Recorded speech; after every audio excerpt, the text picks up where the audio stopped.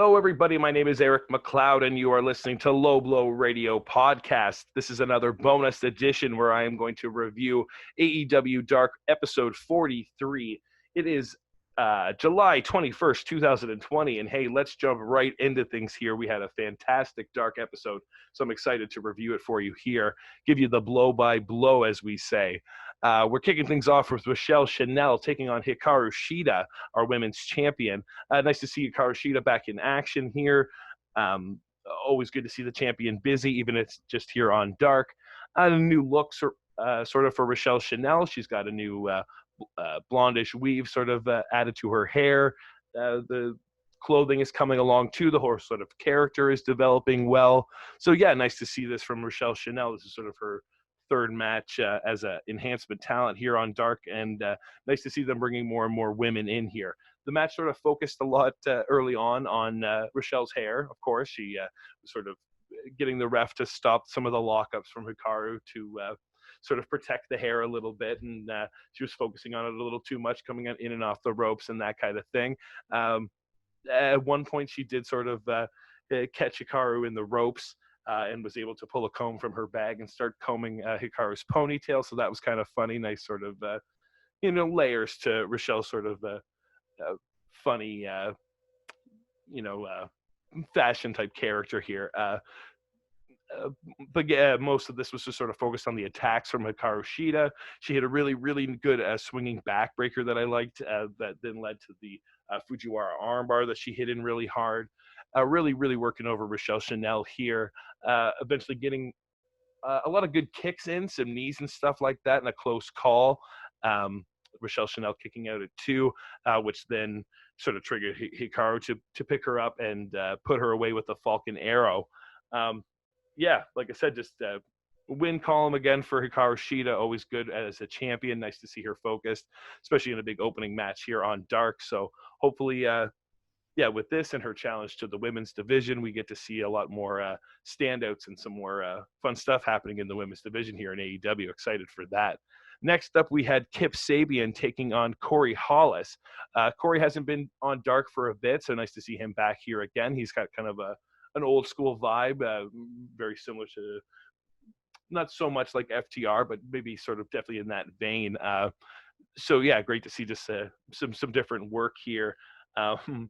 And I mean, always fun to see Kip Sabian and, of course, Penelope Ford. They had matching gear tonight, which is interesting to see. I hope maybe eventually that leads to us getting more intergender matches. I really, really enjoyed the match that the two of them had against Kenny and Riho back on the Jericho Cruise.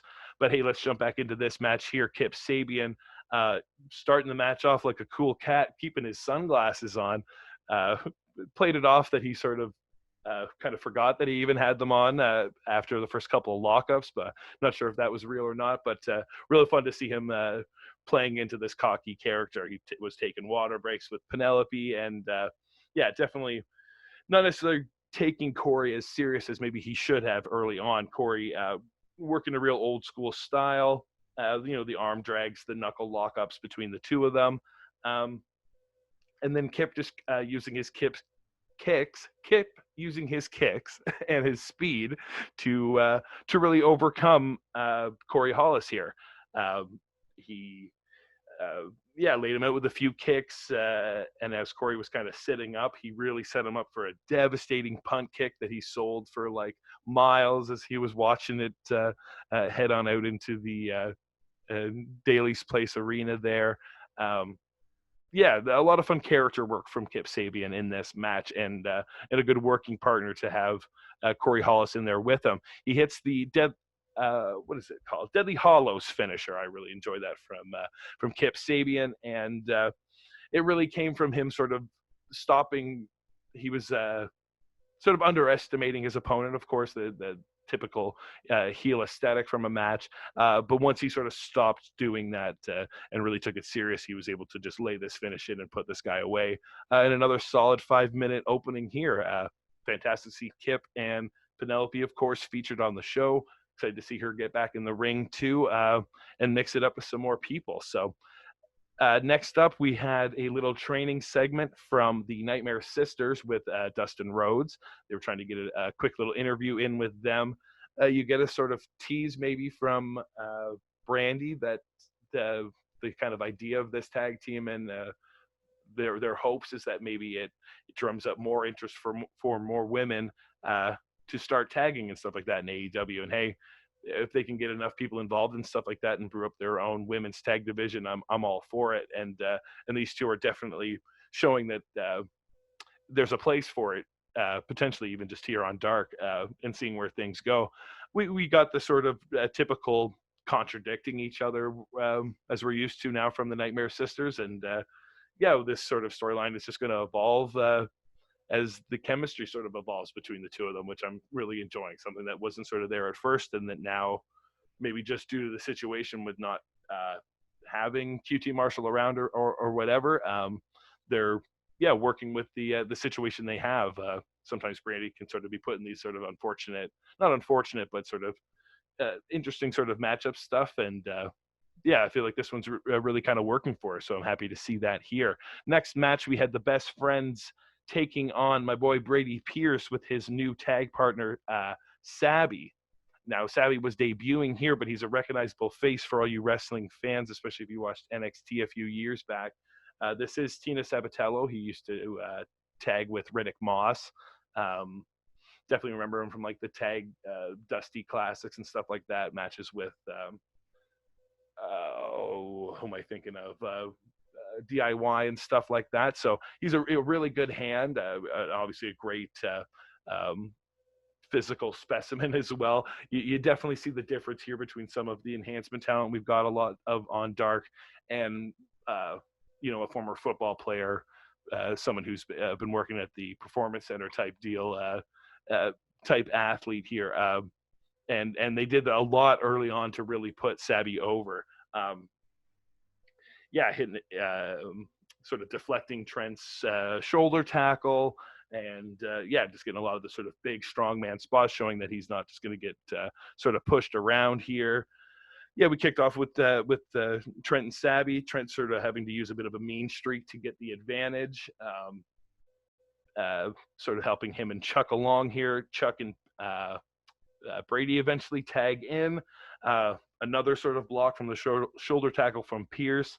Just sort of show again, he's a tough upcoming guy here. He's a big standout to me. I really enjoy him on Dark. Excited to see what else sort of happens for Brady Pierce. And this seemed like a nice short sort of showcase for him. He works well in tag as well as in singles. So if this is a partner that sort of works well for him in the future, I'd like to definitely see more of that, I think. And speaking of the shoulder tackle stuff, you could tell the sort of Best Friends were getting a little salty about it. So eventually they sort of had teamed up on each other and did a nice double shoulder tackle to Brady Pierce to really sort of get their advantage back in this match. They worked the two of them over as best they could, but Sabi did eventually sort of bring everything back for their team. A big Irish whip to Chuck into the corner, really showing his dominance, hit a big drop kick. And then that sort of led to Chuck kind of having to get the hot tag to Trent in, him hitting a big swinging DDT, a lot of big knee strikes, the soul food into the spear, showing the tandem offense of the Best Friends here, which was good for them. This is the first time seeing them post their loss to the tag team champions, Hangman and Omega. So, great to see them sort of getting their momentum back here. And as momentum grew, of course, the best thing for the Best Friends to do when the momentum grows is have a big hug. And of course, that gets them all the energy in the world to hit the strong zero and put these two away. A solid 8-minute match here. Biggest standout to me for sure was seeing Sabi. Hopefully he comes up with a little more character work and that kind of stuff, but a fantastic hand to see here in AEW. Hope we get to see more stuff from him if it's with Brady Pierce. I also think that he would be the perfect tag partner if, I know we're sort of like not doing this right now with Sean Spears. He's sort of doing the glove gimmick and that sort of stuff. But if Tully is still looking for a tag partner for him, I think Sabi would really be a really fantastic match with Sean Spears. So hey, maybe that's something we could see down the road. Next up, we had Will Hobbs returning here to take on Ricky Starks, who has sort of become a big star here on Dark since his match with Cody for the TNT title when he debuted, and then now he's sort of building his momentum in AEW, getting some wins in the win column, as we say here, and a lot not a lot going on in this match, but a lot maybe story-wise going on for Ricky Starks, as we've seen a tease from him the last few times. He's sort of catered towards Taz on his entrances and stuff like that, and Taz really puts him over in the matches, more so than just for the wrestling and stuff like that, and that's going to lead to hopefully some further stuff for Ricky Starks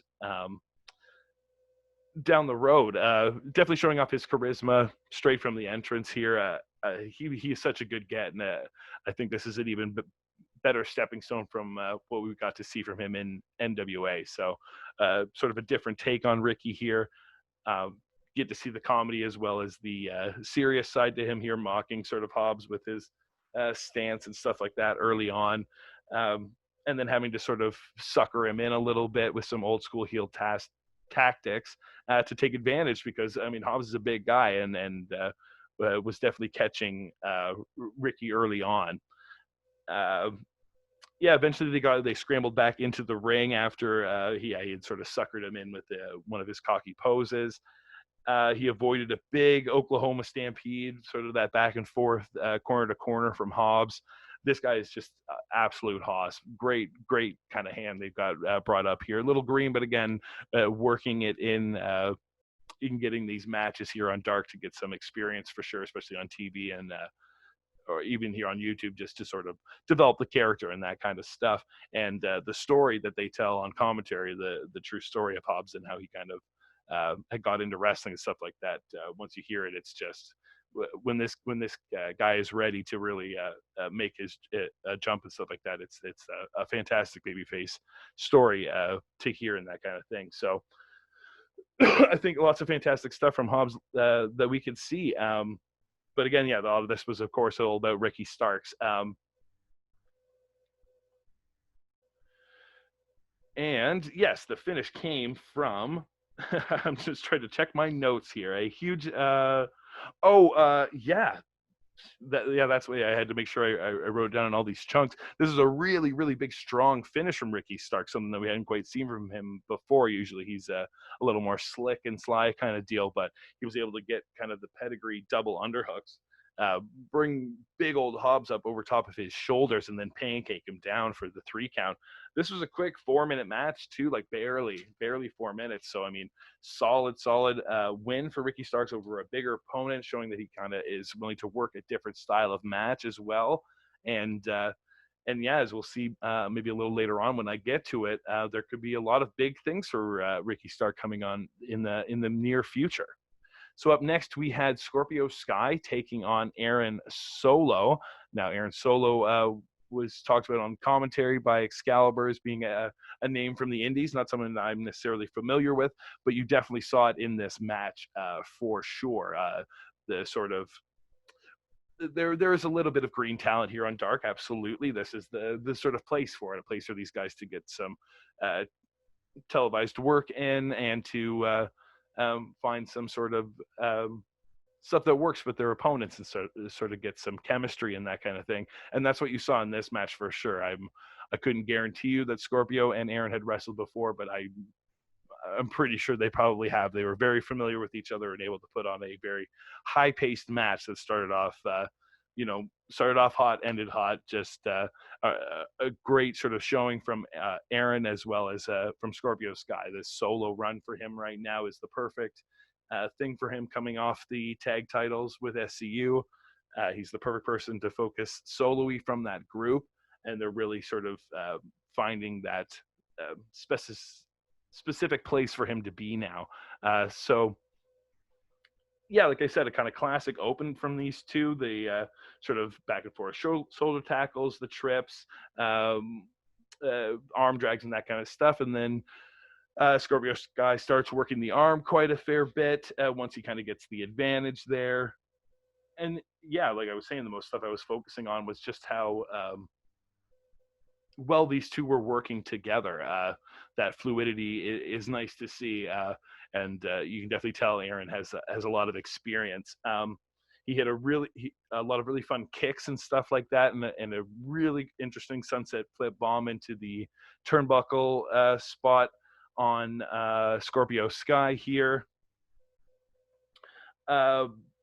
Yeah, kind of getting some big hope spots in on Scorpio Sky. He eventually had him down, went up to Brett's rope, second rope for a elbow drop, which Scorpio Sky was able to counter, take him down, bring him back up for a huge TKO and get the 1, 2, 3. Solid 6.5 minute match here. I like that they're building Scorpio quite a bit.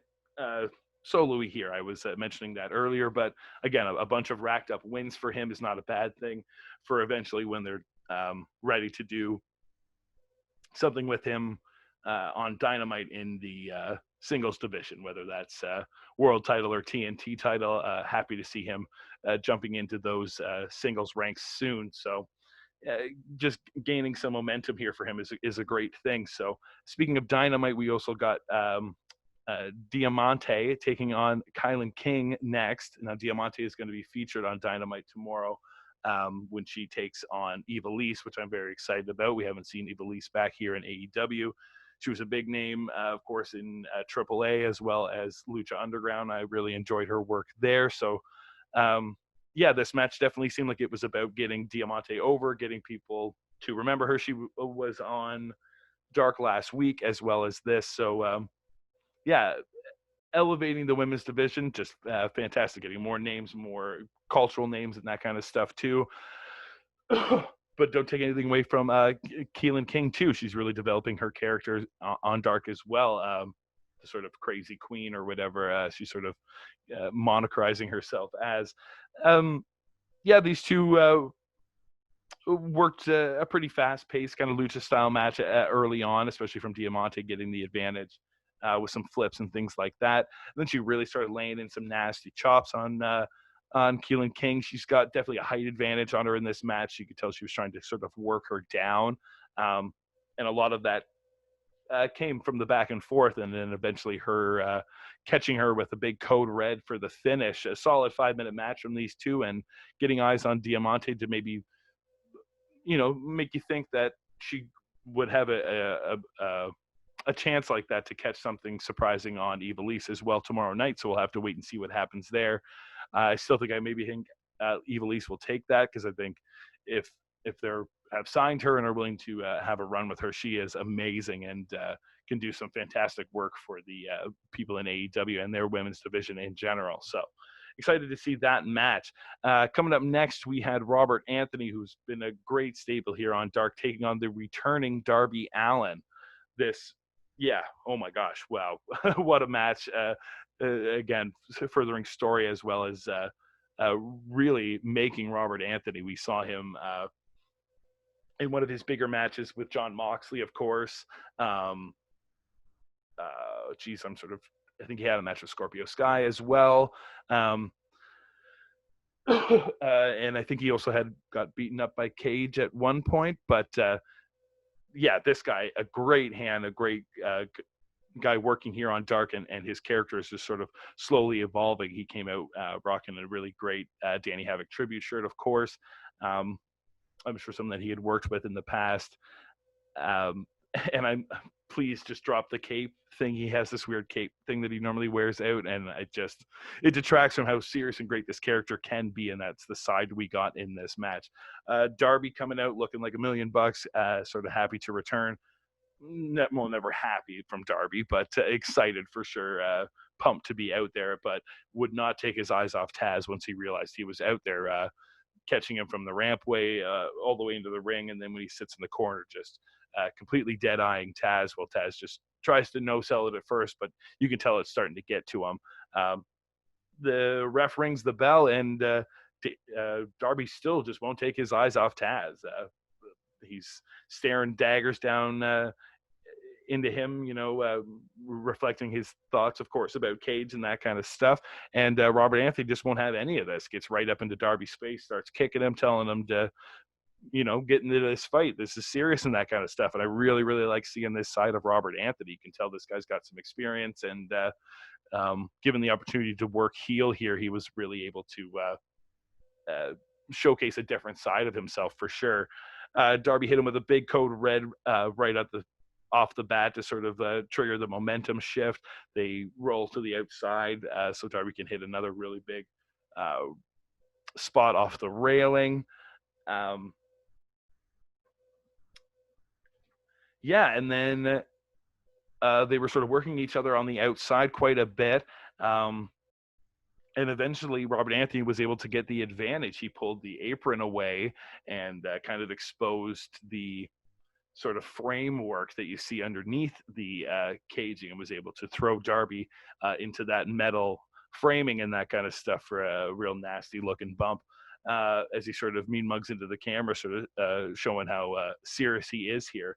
Rolls Darby into the ring and starts torturing him with the Romero special. Really, really laying it in here. Darby can sell this like $1 million, being a little bit of a smaller athlete here.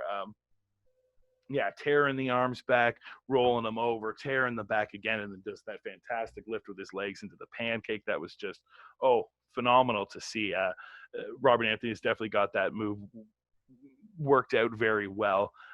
Darby took a bit of that punishment, but then eventually snatched up a real nasty Fujiwara armbar and was just laying it into this guy. He'd get to the ropes, pull him back to the center and drag it back in a little bit more. Eventually, Anthony was just barely able to reach it out with just a little fingertip on the rope to save him there. Taz keeps talking about how he's going to have a big explanation tomorrow night on Dynamite, sort of explaining why he threw the towel in and those sort of things. It keeps coming up more as Excalibur is sort of pressuring him, as he's pointing out in this match how Darby is working the arm of Robert Anthony, much how similar to how Moxley had worked the arm of Brian Cage in their world title match. You can tell this was getting to Taz, but he's sort of trying to be as professional as he could here on the commentary booth. Darby hit a really, really big coffin drop onto the apron onto Robert Anthony. Just looked absolutely nasty. This definitely was the momentum shift for Darby at this point. Rolling both of them back into the ring, hit the big over-the-top stunner, laying Anthony out for another coffin drop in the finish. A 7-minute match from these two. Solid to see Darby back in there, but for me as a Dark fan, I really enjoy the progression of Robert Anthony's character here as well. And hopefully they kind of stick with this for him as well, that he can have a little bit more of this tough edge to him and not be just just find this character. So we got a big attack from Brian Cage right afterwards, though, which sort of took all the steam off the match real quick, really laying it into Darby Allin. He was then saved by Robert Anthony, just kind of showed that, hey, he sort of worked the heel of this match, but doesn't want to see someone getting a beat down like that, especially against someone like Cage. But then instead of Cage having to beat down on Robert Anthony, he is pulled out of the ring by Ricky Starks. So some seeds are planted here as Taz is being questioned by Excalibur on commentary about the relationship now here between Ricky Starks and Cage. And he's saying, you'll have to just tune in tomorrow night and see what happens. I really like this. I like when they tie stuff in from Dark to Dynamite, or when they're on Dynamite, they can reference, this happened on Dark, even if they just need the sort of imagery or whatever to transfer over to get people talking about. But I really like when the two things intertwine. Sometimes we have singular stories that are only here on Dark, and some things, of course, that are only happening on Dynamite. But I really like when the worlds kind of collide here, and this was a great moment for that. It didn't take anything away. It won't take anything away from Dynamite tomorrow by this happening here. It just sort of, for the fans, like I said, are watching along with these sort of things. It's just a little extra seed for them, I would say. So our main event here, which I thought was that match, but hey, the thing just kept going here with Brandon Cutler taking with Peter Avalon taking on Butcher and the Blade. This seemed to on commentary, they were focusing a lot on the fact that Butcher and the Blade were angry, of course, like always, and taking on the Young Bucks on Dynamite tomorrow night in a Falls Count Anywhere match, which I don't know if we've had before in AEW in a while, at least. So fun to see what they can do in that type of situation. Always great with the sort of tornado tag situation when you don't have to worry about traditional tag stipulations. So excited to see what Butcher and the Blade have to do there. But they had a really, really fun match here with Brandon Cutler and Peter Avalon. This, I can say before I get to the sort of blow by blows here, this was one of those gratifying things from Dark here that I enjoy, where they can focus something that's going to be very important for Dynamite and like the Butcher and the Blade, but also they're able to tell a different story with Brandon Cutler and Peter Avalon that's specific just here to Dark. So like I say, when the two worlds can kind of cross over, it works really, really well here. So we got Cutler and Blades kind of opening up.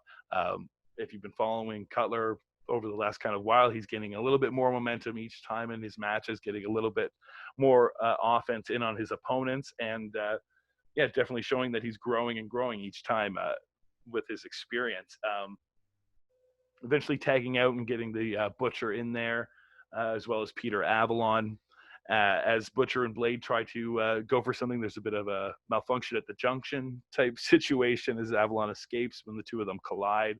And he's able to kind of get a little bit more advantage, a big flip off of the second rope onto the Butcher, bringing Cutler in for the two of them to go for a tandem suplex, which is then reversed, of course, by the big old Butcher, looking just devastating and strong here as they worked over Cutler and Avalon. We eventually had him out to the outside, and Leva Bates got up on the apron, did a huge dive spot at him. He caught Leva, obviously. Peter Avalon took advantage of this situation, bounced off the ropes, did a huge dive straight into pushing Leva right onto the Butcher. Hopefully she's all right, but man, he definitely doesn't have any sort of consideration for the other librarian in this situation. You can tell Avalon's still working a lot more heel than Cutler. Cutler not necessarily willing to,